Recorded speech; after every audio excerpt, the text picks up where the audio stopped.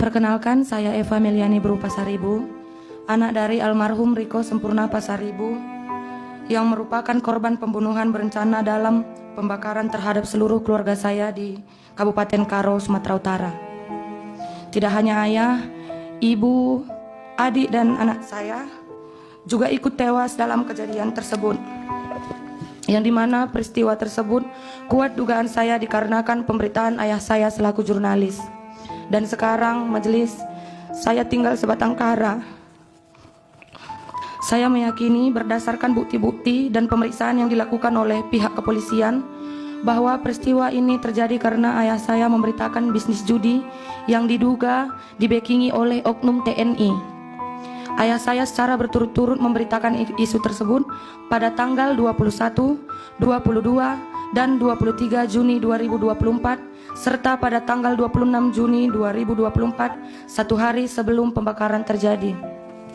Dalam pemeriksaan dan bukti-bukti yang telah ditemukan, terungkap bahwa 1. Ayah saya didatangi oleh Koptu Herman Bukit yang meminta agar ayah saya menurunkan atau meng-take down berita terkait bisnis judi. 2. Ayah saya merasa terancam dan mengatakan akan meminta perlindungan ke Polda Sumut.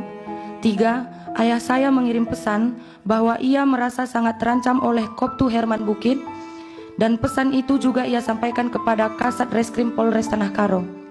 4. Koptu HB juga mengirim pesan kepada Pemret ayah saya agar menurunkan berita tersebut. 5. Dari hasil investigasi, ayah saya dihimbau untuk tidak pulang ke rumah karena alasan keamanan. 6. Bebas Ginting, seorang pengawas lokasi judi yang diberitakan, justru tidak memiliki masalah apapun dengan ayah saya, melainkan hubungan mereka sangatlah akrab. 7. Bebas Ginting pernah menelepon saya dan mengatakan bahwa adanya keterlibatan Koptu Herman Bukit tersebut, bahkan menyampaikan bahwa Koptu Herman Bukit itulah yang menyuruh dia melakukan pembakaran.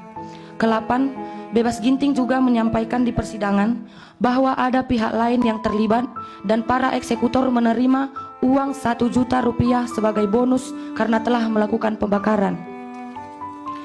Mengetahui semua dugaan keterlibatan Koptu Herman Bukit dalam peristiwa ini, kami pun membuat laporan di Puspom Angkatan Darat Jakarta. Begitupun kami masih disuruh membuat laporan lagi di Medan. Kami mengikuti semua prosedur, tetapi berjalannya waktu, pihak Pomdam 1 Bukit Barisan tidak memberikan hasil pemeriksaan mereka. Setiap kami follow up ke sana, kami selalu dibola-bola dan penyidiknya sampai ganti-ganti, sehingga memperlambat berjalannya kasus ini. Kami juga sudah advokasi di nasional, mendatangi Puspom Angkatan Darat di Jakarta, dan Wadansat Idik Puspom Angkatan Darat menyampaikan kepada kami kalau akan segera ditetapkan tersangka. Tetapi ketika kami kembali ke Medan, kami kembali dihadapkan kepada proses yang tidak jelas dan tidak transparan dari Pomdam 1 Bukit Barisan. Yang mulia Majelis Hakim, perbedaan perlakuan antara pelaku sipil dan pelaku dari unsur militer sangat terlihat dari awal penanganan perkara. Para pelaku sipil ditangkap cepat, ditahan, diperiksa secara terbuka, dan proses persidangan berjalan dengan akses publik penuh. Sebaliknya, proses terhadap Koptu Herman Bukit tersebut berlangsung tertutup, minim informasi, dan tidak melibatkan mekanisme pengawasan yang memungkinkan keluarga korban atau masyarakat sipil melakukan pemantauan. Keadaan ini menimbulkan kekhawatiran mendalam sekaligus luka hukum bagi saya sebagai korban, karena menunjukkan bahwa ketika seorang pelaku berasal dari institusi militer, proses hukum seolah berada di luar jangkauan kontrol publik. Berbeda dengan jika pelakunya seorang warga sipil. Dalam konteks ini, pemberitaan media secara konsisten menggarisbawahi bahwa ketertutupan peradilan militer dan kewenangan internal institusi TNI berpotensi membuat proses hukum terhadap anggotanya tidak akuntabel dan rawan melahirkan impunitas.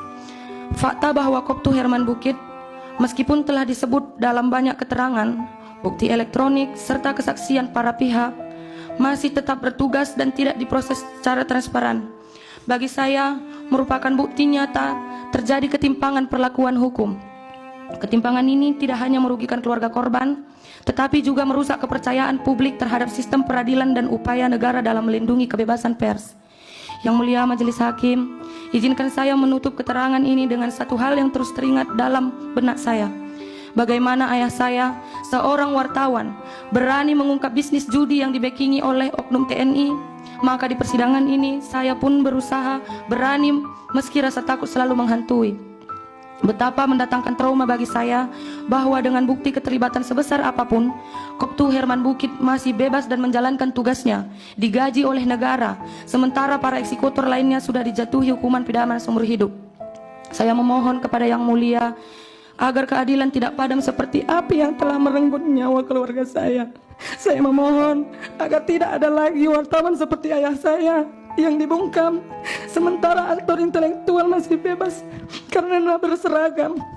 Saya berharap ke depannya setiap kasus yang terlibat atau diduga melibatkan oknum TNI tidak lagi dibedakan dengan orang sipil dan dapat diperiksa bersama-sama tanpa adanya perbedaan perlakuan di hadapan hukum, sehingga korban seperti saya dapat benar-benar merasakan keadilan. Karena ini adalah harapan terakhir saya, Yang Mulia. Saya sangat-sangat bermohon kepada Yang Mulia majelis hakim sekalian agar dapat mempertimbangkan permohonan saya, anak sebatang kara ini, dalam mencari keadilan di dunia yang hanya sementara ini. Demikian keterangan saya, sekian dan terima kasih Yang Mulia.